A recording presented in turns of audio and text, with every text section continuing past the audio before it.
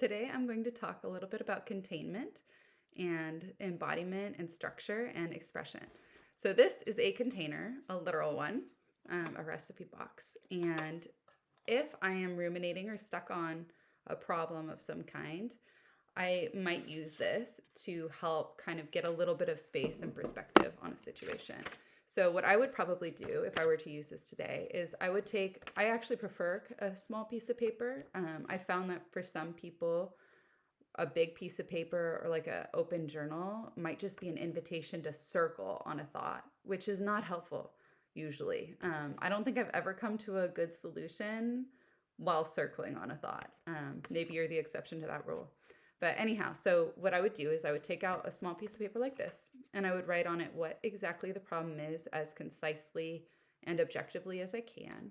I might I might write down what it's bringing up about myself, like, what it's impacting for me, like my sense of security or social connectedness, whatever it is.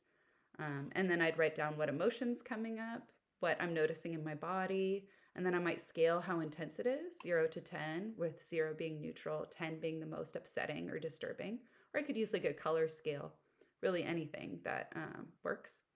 And then I would put it in the container, close the lid, and then set it down and know that the problem will still be there whenever I'm ready to work on it. And by giving myself a little bit of space, I allow myself time to emotionally regulate and also get that clarity that really only comes from distance. Like usually when I'm in the problem, I don't have enough of the clarity. It's like the distance that gives me the ability to solve the problem. Sometimes it's really tempting to stay in that thought spiral, right? It's like, aha, I'm going to think my way out of this.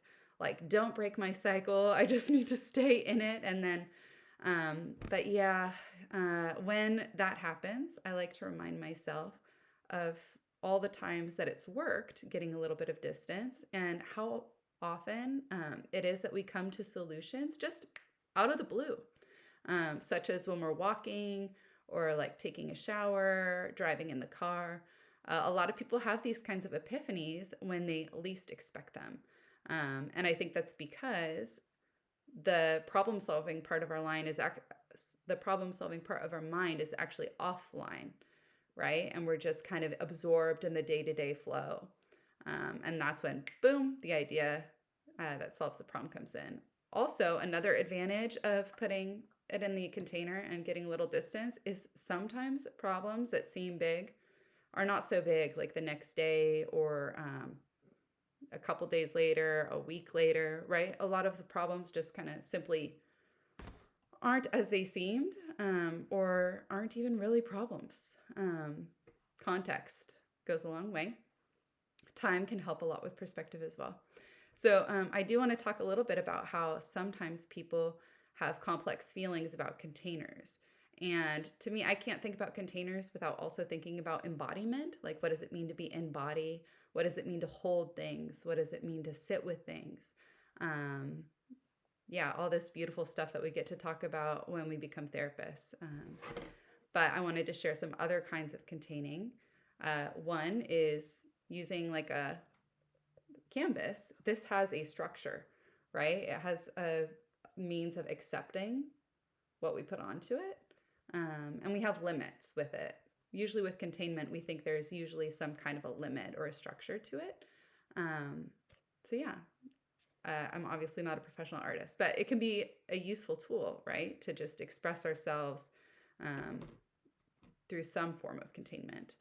And then another thing is working with textiles, fabric, knitting or crocheting. It can be a way of just kind of allowing the body to have motion. Usually there's a pattern of some kind that you're following. This can be very meaningful on a cultural or a spiritual level as well. Some people also use boxes to communicate with their spiritual, like higher power, their religious God idea. They'll write notes or they'll put them inside of a box and then they'll imagine that they're literally handing this to their higher power to get some guidance. So there's some really neat ways that people can use containers. One other thing I wanted to mention is that things like baskets, woven baskets, or clay vases have really important cultural significance for a lot of people, including indigenous cultures.